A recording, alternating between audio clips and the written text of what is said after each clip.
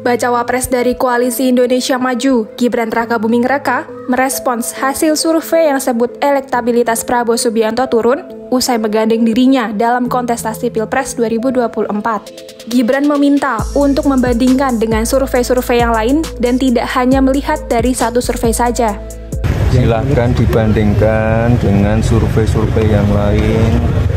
Kalau cuma hanya membandingkan dengan satu survei, bias namanya, saya kira teman-teman media udah paham.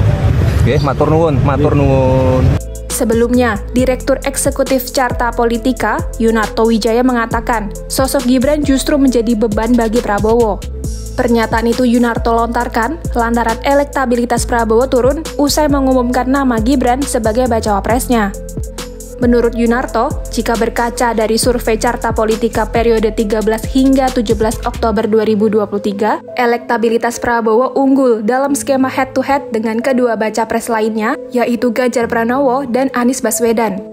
Misalnya, elektabilitas Prabowo mencapai angka 49,4%, selisih 9,8% dari Ganjar yang memperoleh angka 39,6%. Namun, berdasarkan survei periode 26 hingga 31 Oktober 2023, elektabilitas Prabowo turun menjadi 44,4% setelah resmi menggandeng Gibran.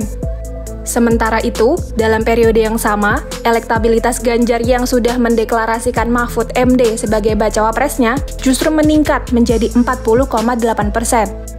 Selisih elektabilitas antara Prabowo dan Ganjar berdasarkan survei terbaru pun menipis menjadi 3,6%. Yunarto mengatakan bahwa posisi putra sulung Jokowi itu sebagai bacawa pres juga mengurangi segmen pendukung Anies Baswedan yang akan memberikan suaranya kepada Prabowo.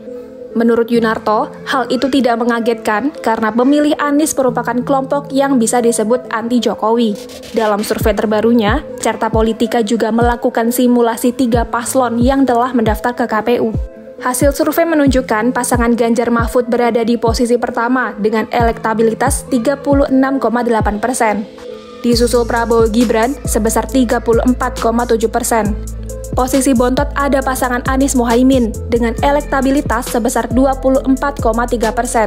Survei tersebut dilakukan pada 26 hingga 31 Oktober 2023 dengan melakukan wawancara kepada 2.400 responden dari 38 provinsi se-Indonesia.